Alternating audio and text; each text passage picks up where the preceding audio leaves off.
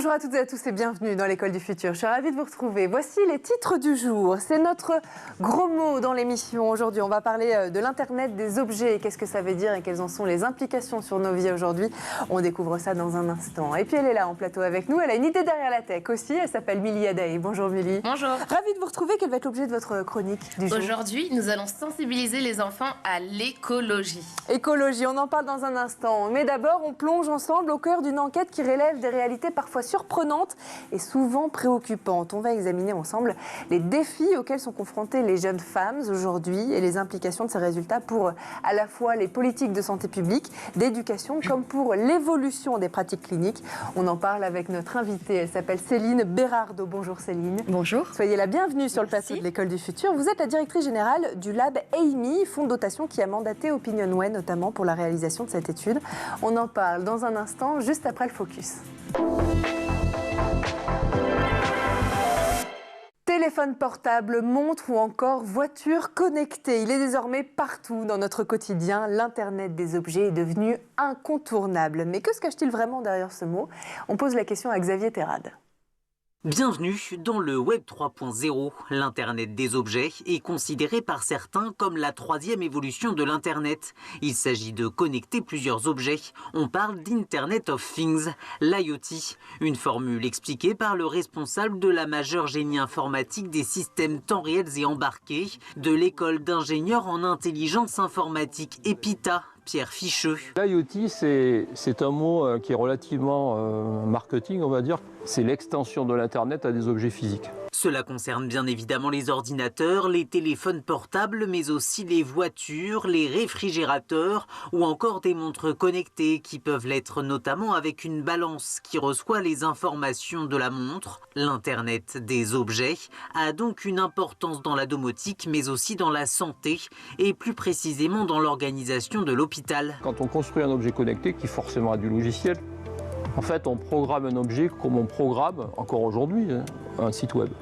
Vous allez avoir des capteurs embarqués, Little Data, qui vont récupérer des données et ces données vont être traitées dans le cloud. En 2015, l'École polytechnique fédérale de Zurich avait dévoilé une étude selon laquelle d'ici 2025, 150 milliards d'objets devraient se connecter entre eux grâce à Internet et avec plusieurs milliards de personnes. Pour l'instant, les seuls qui profitent de cette augmentation de la connectivité de l'IoT, c'est toujours les mêmes, c'est les GAFAM.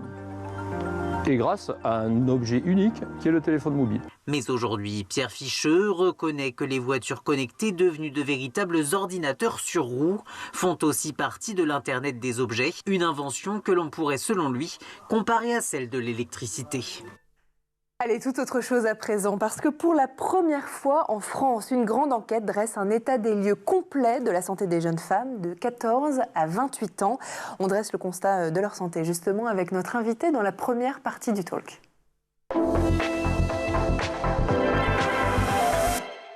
Et aujourd'hui, à nos côtés pour en parler, donc Céline Berardo, vous êtes la directrice générale du Lab AMI. Première question peut-être pour commencer, Céline, cette interview. Pourquoi est-ce que vous avez voulu vous concentrer cette année sur la santé des jeunes femmes dans cette enquête?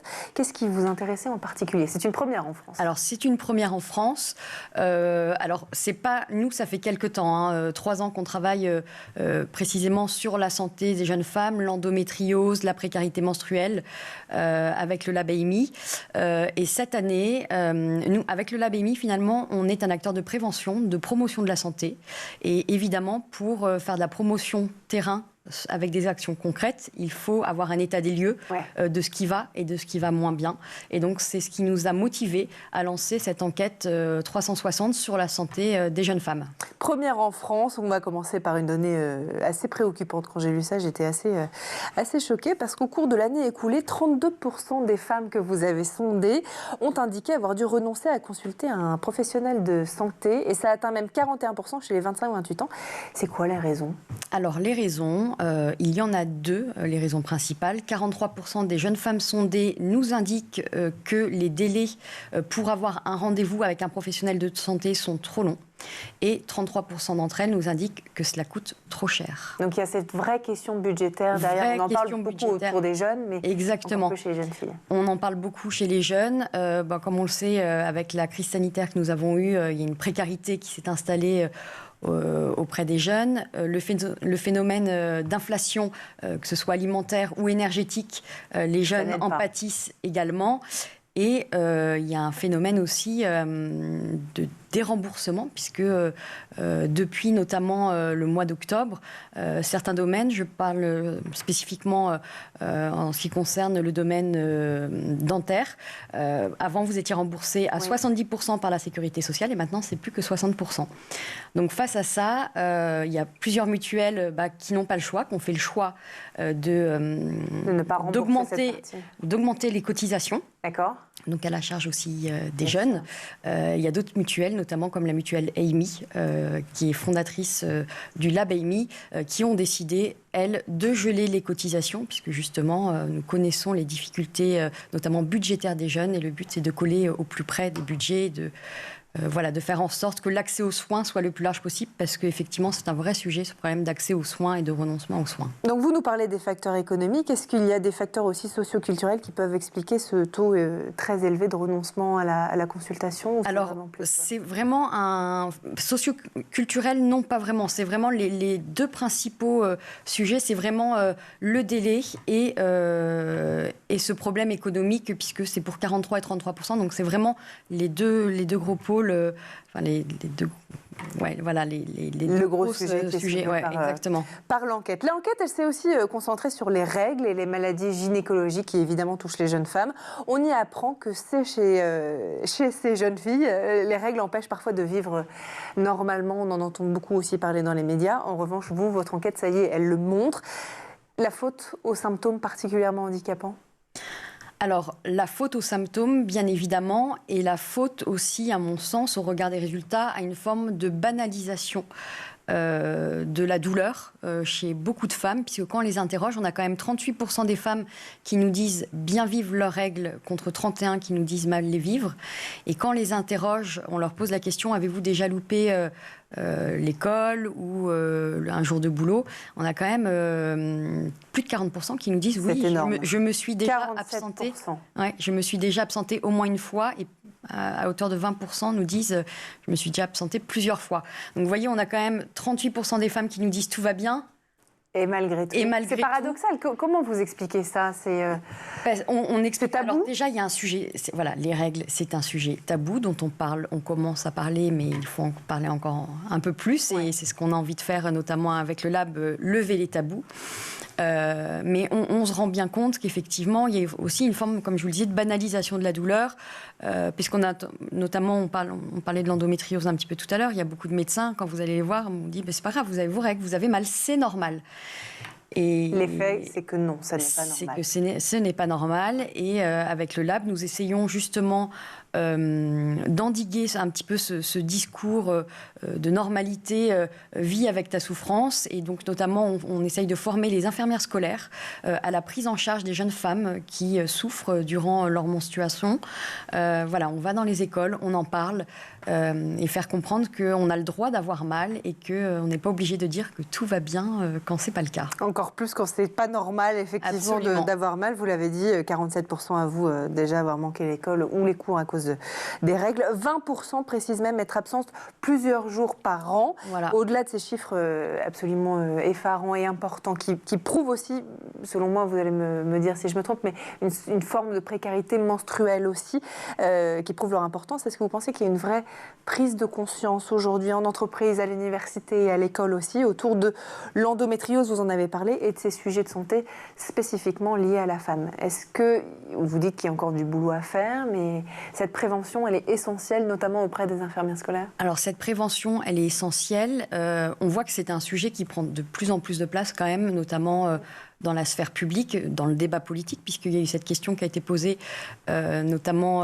celle du congé menstruel, qui a, à notre sens, malheureusement été rejetée le 15 février par le gouvernement. Mais en tout cas, on commence à en parler. On se rend compte également que ce soit dans les entreprises, mais même dans les collectivités territoriales, malgré l'absence de cadre légal, puisque c'est une proposition qui a été rejetée, les entreprises, les collectivités territoriales mettent en place le congé menstruel pour certaines d'entre elles, alors que le cadre légal n'existe pas. Donc c'est quand même quelque chose dont on doit se réjouir. Moi, je suis persuadée que c'est un sujet qui va revenir sur la table dans pas si longtemps que ça. À l'approche des élections, peut-être ? Peut-être. En tout cas, ce serait une bonne chose. Et surtout, on voit que les chiffres, il n'y a pas d'abus, si vous voulez, que ce soit dans les collectivités ou les entreprises qui ont mis ça en place. Je lisais un article la dernière fois. Il ne faut pas croire que les femmes se disent « chouette, j'ai un congé menstruel, je vais m'absenter ». Déjà, elles sont très peu à l'utiliser. C'est des femmes qui vraiment souffrent et qui ont des difficultés à se rendre au quotidien au travail. Il y a les transports, il y a tout un tas de choses qui peuvent rendre ces journées-là handicapantes. Et donc, voilà, on en parle de plus en plus dans la sphère publique. On aimerait que les avancées progressent. C'est tout ce qu'on souhaite, effectivement. Est-ce que ce sujet des douleurs dont on parlait ensemble tout à l'heure ne soulève pas aussi le sujet des endométrioses non détectées, par exemple? On sait qu'il y a des années, je crois que c'était entre 7 et 12 ans en fonction de l'âge pour le diagnostiquer, une endométriose chez une femme. Il y a un besoin crucial de sensibilisation auprès des médecins, auprès des jeunes femmes aussi. Mais ce sujet-là des douleurs qu'on prend pour acquises ou qu'on ne prend pas au sérieux, il y a un sujet derrière aussi de santé, parfois grave, avec des conséquences, l'infertilité, etc., quand ces endométrioses, elles ne sont pas détectées. Exactement, c'est un vrai problème. Alors, nous, on n'est pas des professionnels de santé. Le LabAMI, on n'a pas du tout vocation à se substituer à un médecin. Mais quand même, quand on sait que l'endométriose touche une femme sur 10, c'est quand même beaucoup, et que le diagnostic, effectivement, c'est entre 7 et 10 ans, c'est énorme. Et pendant tout ce temps, c'est des femmes qui souffrent, qui ne savent pas, et qui, pour beaucoup d'entre elles, peut-être même la majorité, malheureusement, même si les choses évoluent, se confrontent à des médecins qui disent, encore une fois, comme on le disait tout à l'heure, vous avez vos règles, c'est comme ça. Et en même temps, voilà, les médecins, beaucoup d'entre eux se forment aussi. Voilà, il y a des avancées, les choses bougent. Vous organisez d'ailleurs demain une journée spéciale sur l'endométriose. Absolument, une journée de sensibilisation à Marseille, au Palais du Pharo, avec différentes tables rondes, avec des intervenants, des médecins. L'objectif, c'est justement de continuer ces discussions autour de l'endométriose. Voilà, de discuter autour de l'endométriose, des médecins, des psychologues. On a aussi des intervenants spécialisés sur l'inclusion au travail, comment gérer la maladie au travail, parce que c'est un vrai sujet. Bien sûr. Et on a créé un site qui s'appelle EndoBloom, qui a été créé en 2022, qui est une forme de boîte à outils un petit peu de l'endométriose. Vous avez des podcasts, vous avez des témoignages de femmes atteintes d'endométriose, mais aussi de frères, de compagnons, de maris, de parents, parce que l'endométriose, ça va toucher les femmes évidemment malades, mais il y a tout un écosystème, il y a les aidants, ce qu'on appelle les aidants, qui aussi ont besoin d'aide au quotidien. Ça ne concerne pas que les femmes. Ça ne concerne pas que les femmes, l'endométriose, et donc c'est vrai qu'avec ce site internet, on essaye en tout cas de donner des clés de compréhension. On a rédigé pas mal d'articles, on a fait des podcasts, on essaye de faire en sorte de communiquer une information la plus grande et au plus grand nombre. Ouais, c'est essentiel, effectivement. Je vous propose de continuer à en parler et à évoquer le sujet ensemble dans un instant. D'abord, on va faire un petit tour du côté de la planète tech. Images et vidéos, c'est le Zap et c'est l'œil de Jean Martineau.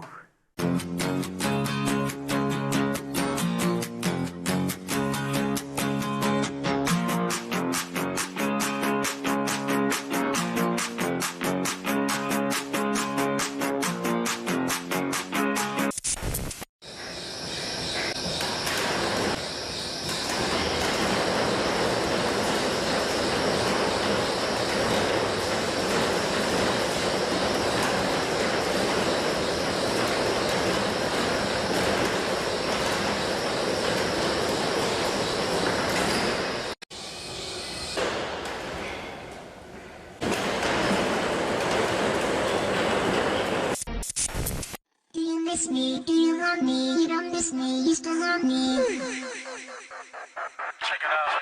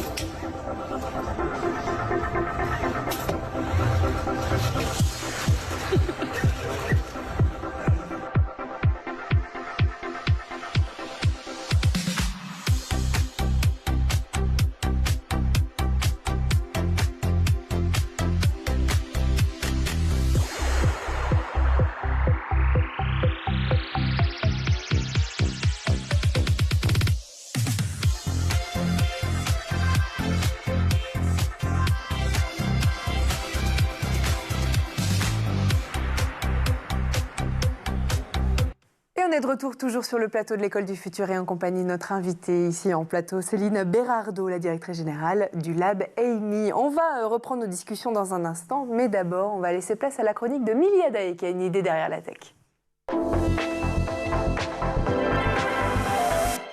Milly, la grande question qu'on se pose aujourd'hui avec vous, comment sensibiliser nos enfants à l'écologie? Dites-nous tout. J'en suis convaincue, l'école du futur commence à la maison. Et maintenant, on va se mettre au vert en abordant un sujet d'une importance cruciale pour l'avenir de notre planète. Comment sensibiliser les enfants à l'écologie, les enfants qui sont les gardiens de notre planète. Pour commencer avec vous, on va parler de l'importance de permettre aux enfants de découvrir la nature et puis ses écosystèmes aussi. Comment est-ce que ça peut sensibiliser les enfants à l'écologie? De manière très simple, il s'agit d'offrir des expériences en plein air, des promenades dans la nature, des visites dans des parcs naturels ou des jardins botaniques pour observer la faune et la flore. Les enfants vont ainsi développer un lien émotionnel avec la nature et comprendre son importance. Alors, on comprend aussi évidemment les enjeux cruciaux. Comment est-ce qu'on peut justement sensibiliser efficacement, autant qu'on peut, les enfants à ces défis environnementaux auxquels notre planète est malheureusement confrontée? On peut expliquer aux enfants les enjeux tels que le changement climatique, la pollution plastique, la perte de la biodiversité de manière adaptée à leur âge. Toujours avec des exemples concrets pour illustrer l'impact de ces problèmes sur les écosystèmes et les communautés. De manière pratique, vous pouvez regarder des documentaires sur l'environnement, discuter des actualités environnementales pour que les enfants soient sensibilisés aux actions locales. Et si on veut aller encore plus loin, Milly, en encourageant par exemple nos enfants à avoir et à adopter des habitudes de vie plutôt écologiques aussi? Là, par contre, il n'y a pas d'autre alternative. Il faut montrer l'exemple. En réduisant nos déchets, en économisant l'eau et l'énergie, en privilégiant les transports en commun et en favorisant une alimentation responsable avec des produits locaux et des saisons. Impliquez les enfants dans ces actions, expliquez-leur vos choix et leur impact positif sur l'environnement. Sensibiliser les enfants à la protection de la faune et de la flore, ça ne peut en fait que renforcer leur engagement pour la planète? Exactement. Si on apprend aux enfants l'importance de préserver la biodiversité, ils auront naturellement envie de respecter les habitats naturels et de protéger les espèces en danger. Il faut aussi les encourager à observer les animaux et les plantes pour comprendre leur rôle dans l'écosystème. Et en vous renseignant auprès des mairies et des associations locales, vous pourrez participer avec vos enfants à des actions de nettoyage de la ville, à des programmes de protection des espèces ou à des initiatives de reboisement. Impliquez vos enfants dans des actions concrètes comme le jardinage communautaire, les programmes de recyclage aussi ou les campagnes de sensibilisation. Milly, est-ce qu'il existe aussi des ressources qui pourraient nous aider à sensibiliser nos enfants? Oui, et il y en a plusieurs. On peut commencer par l'association FREN, anciennement Réseau École et Nature. Cette association organise des activités scolaires et périscolaires à l'écologie. Vous pouvez adhérer sur leur site internet directement. Et si vous êtes du côté de Bordeaux, ou si vous avez la chance d'y aller, il y a la Maison Éco-Citoyenne, un espace pédagogique et ludique pour expérimenter et vivre l'éco-citoyenneté au quotidien. Il y a souvent des expositions éphémères, des ateliers et des rencontres qui y sont organisées. Et si vous n'avez pas la réponse à toutes les questions que vont vous poser vos enfants, vous avez sur YouTube les vidéos Un jour, une question qui traitent des différents sujets écologiques en dessin animé, mais aussi la radio Bambou, un podcast très ludique avec 50 épisodes destinés aux enfants de 8 à 12 ans pour leur expliquer l'écologie. Allez, je vous laisse le mot de la fin, Milly. En conclusion, sensibiliser nos enfants à l'écologie est un acte essentiel pour leur donner les clés d'un avenir durable, en les impliquant dans des expériences en plein air, en les éduquant aux enjeux environnementaux et en les encourageant à adopter des comportements respectueux de la nature. On contribue à former une génération consciente de son rôle dans la préservation de la planète. Et on pourra ainsi éviter des catastrophes. Eh oui, eh oui, eh oui. Merci beaucoup, en tout cas, Milly, pour cette chronique. Et puis nous, on continue à parler sensibilisation et santé des femmes dans un instant, dans la deuxième partie du talk. Et on continue d'en parler avec notre invitée en plateau aujourd'hui, Céline Berardo. Je rappelle que vous êtes la directrice générale du Lab EIMI. On parle depuis le début de notre échange, dans la première partie du talk, de santé, de sensibilisation aussi, de par ce qui nous est montré par votre grande enquête sur la santé des jeunes femmes. Il faut aussi qu'on parle d'éducation. Ensemble, Céline, si vous le voulez bien, l'éducation nationale prévoit 21 heures de cours dédiés à l'éducation sexuelle et affective sur l'ensemble de l'éducation secondaire. Dans la réalité, c'est plutôt 2,7 heures de cours qui sont alloués à ces sujets sur l'ensemble de la scolarité d'un enfant. J'ai envie de vous poser une question. Vous n'allez peut-être pas pouvoir me répondre, mais ça me permettra d'échanger sur un deuxième sujet avec vous. Pourquoi il y a une telle différence aujourd'hui entre ce qui est demandé par le programme de l'éducation nationale et ce qui est fait, dans les faits, dans le programme 2,7 heures par rapport à 21 heures? Alors écoutez, je ne suis pas spécialiste effectivement en la matière. Parce que ça explique ce sujet de sensibilisation dont on parle depuis tout à l'heure en disant l'endométriose, en fait, les jeunes filles ne sont pas au courant, les sujets de sexualité, de contraception, on va en parler dans un instant. Peut-être un problème au sein de l'éducation nationale, notamment d'effectifs. Et en tout cas, nous, on considère qu'on a un rôle à jouer, C'est pour ça que justement, vous de faites sensibilisation. cette étude aussi. Est-ce que vous allez porter cette étude auprès des pouvoirs publics, des gens en charge de la santé des jeunes filles, et notamment à l'éducation nationale? Alors oui, on a vocation effectivement à porter cette enquête, en tout cas à faire en sorte que ces chiffres ne tombent pas aux oubliettes et de faire en sorte que vraiment on en fasse quelque chose, qu'on prenne conscience de ce qui va et de ce qui va moins bien, et surtout de mettre en place des actions concrètes, comme je vous le disais, pour faire en sorte que les points faibles, ou en tout cas les thématiques sur lesquelles les jeunes femmes, parce que là on parle des jeunes femmes, mais on travaille aussi sur notamment l'addiction aux écrans qui touche pas que les jeunes femmes, mais également les jeunes hommes, faire en sorte de délivrer un message de prévention de la santé. Et donc c'est vrai qu'avec le Lab, on essaye d'avoir une approche positive, valorisante. On essaye de ne pas porter de jugement sur ce qui peut être fait par les jeunes, parce qu'ils n'ont pas toujours les clés. On veut les mettre au centre. On veut faire en sorte qu'ils soient des acteurs de leur propre santé. Et pour ça, s'ils n'ont pas les clés, s'ils n'ont pas les informations, ils ne peuvent pas l'être. Et donc, on a un rôle à ce niveau-là à jouer. Vous parliez il y a un instant des addictions. Les jeunes filles, est-ce qu'elles représentent justement plus de populations touchées par ces addictions, notamment aux addictions aux écrans, il y en a plein d'autres, qu'auprès des garçons, ou est-ce que c'est à peu près la même chose? Alors, comme nous, on a fait cette étude sur la santé des jeunes femmes. Donc vous n'avez interrogé que des jeunes femmes. Que des jeunes femmes de 14 à 28 ans. Donc c'est vrai que je ne peux pas vous donner les chiffres pour les garçons, puisqu'on n'a pas mené cette étude. Ce qui est intéressant en revanche, et moi ce qui m'a étonné par rapport aux garçons, ce dont on parle régulièrement dans l'émission, c'est que l'addiction la plus forte chez les jeunes filles, c'est celle des écrans aussi. L'addiction aux écrans. Oui, on a quand même 65% des jeunes femmes sondées qui nous disent passer trop de temps sur les écrans. Alors, ce qui est positif, c'est qu'elles ont conscience qu'elles passent trop de temps. Donc, c'est déjà une bonne chose, il faut voir les choses positivement. Et 43% d'entre elles nous disent qu'elles passent plus de 4 heures par jour.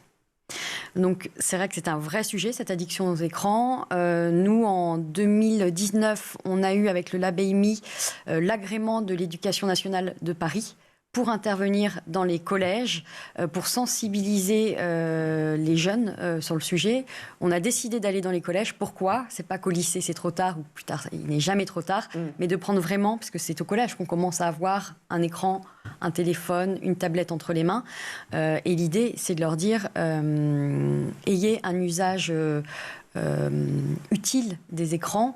Il ne faut pas passer trop de temps. Il ne faut pas non plus leur dire de ne pas les utiliser, parce qu'évidemment, on vit dans une société et dans un monde où c'est très bien qu'il y en ait, mais il faut les utiliser de manière vraiment raisonnable. Et donc, on avait lancé un challenge qui s'appelait le Challenge Cyberaventure. On va dans les collèges et on leur propose de faire leur propre vidéo de prévention sur l'addiction aux écrans, le cyberharcèlement, puisque c'est également lié. Et donc, à la clé, il y avait des lots à gagner. On a notamment organisé un voyage au Mont-Saint-Michel, pour déconnecter aussi des écrans. Donc, On va vraiment... c'est un sujet en tout cas qui nous tient beaucoup à cœur et on veut mettre encore une fois le jeune au cœur de sa propre santé, qu'il soit lui-même acteur et non pas spectateur de l'information descendante qu'on lui transmet. Et on pense que ça fonctionne mieux comme ça. Ces réseaux sociaux, ces addictions, est-ce qu'ils donnent lieu à des troubles du comportement alimentaire notamment? Parce que les troubles alimentaires compulsifs notamment, les TCA, touchent 600 000 adolescents en France. C'est la deuxième cause de mortalité prématurée chez les jeunes après les accidents de la route. Est-ce que c'est quelque chose que vous avez vu aussi constater dans votre étude? Alors, ce qu'on a constaté, c'est que de toute façon, l'addiction aux écrans a des impacts sur l'ensemble de la santé. On constate des problèmes de concentration, notamment à l'école, des problèmes de sommeil. Effectivement, au niveau de l'alimentation, il y a des répercussions.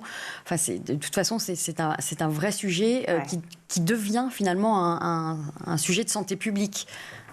C'est un sujet de santé publique et puis vous parlez aussi dans cette étude des sujets de contraception. Alors là aussi, 3% des jeunes femmes, semble-t-il, ont accès seulement ou disent utiliser des méthodes de contraception naturelles alors qu'elles sont accessibles à toutes. Le fait est que ça fonctionne bien, que le reste fonctionne bien et que donc on reste sur ces méthodes-là. C'est étonnant en fait, c'est un chiffre qui étonne.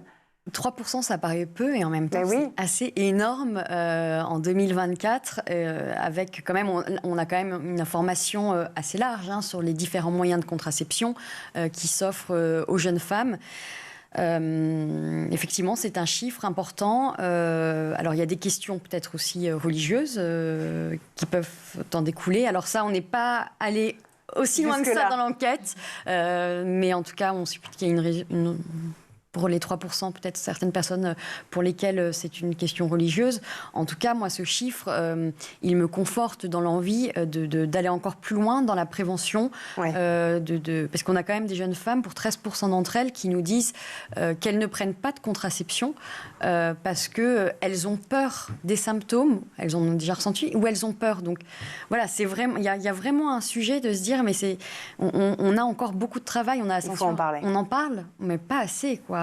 Il faut aller auprès des plus jeunes, leur expliquer. C'est peut-être un sujet public, effectivement. Un sujet public, et d'où notre intérêt, ce que je disais en préambule, c'est qu'on forme les jeunes, mais on forme aussi tout ce qu'on appelle le collectif protecteur, donc c'est-à-dire tout ce qui gravite autour de l'étudiant, et notamment les infirmières scolaires qui ont un rôle à jouer, qui elles-mêmes ne sont pas toujours formées à ces questions toujours un peu tabou.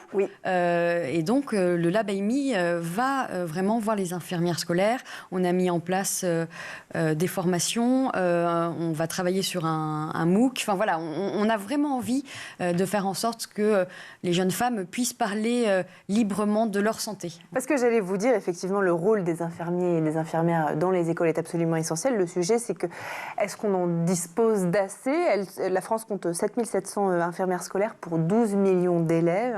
Chiffres nombreux sont ceux qui disent que ce chiffre est loin d'être suffisant pour assurer les 18 millions de consultations quand même effectuées chaque année par les élèves. C'est pour ça que vous créez notamment ces sites web, cette journée de sensibilisation à l'endométriose, ces outils numériques notamment pour décupler votre action. Ces outils numériques, absolument.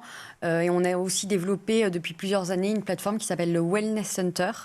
Alors là, c'est mis à disposition de tous nos partenaires. Ça peut être des écoles, des associations étudiantes, des BDE. On leur met à disposition donc cette plateforme avec plusieurs thématiques, santé mentale, addiction, risque festif, parce qu'on travaille aussi beaucoup avec les étudiants, notamment l'alcool, la prise de produits stupéfiants. Et eux, ça leur permet finalement d'avoir un petit peu le discours à porter auprès de leurs étudiants, auprès de leurs pairs, notamment pour les BDE, auprès de leurs adhérents pour les associations.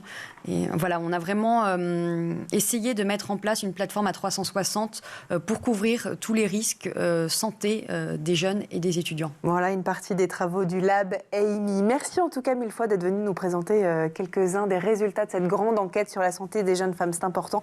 Merci d'avoir été parmi nous. Céline Berardo, je rappelle que vous êtes la directrice générale de ce Lab, le Lab Amy. Merci infiniment aussi à vous, Milia Day, d'avoir été parmi nous aujourd'hui. Merci à vous de nous avoir suivis. Et puis nous, on se retrouve comme tous les jours, dès demain à 12h30 sur School TV. Bonne journée.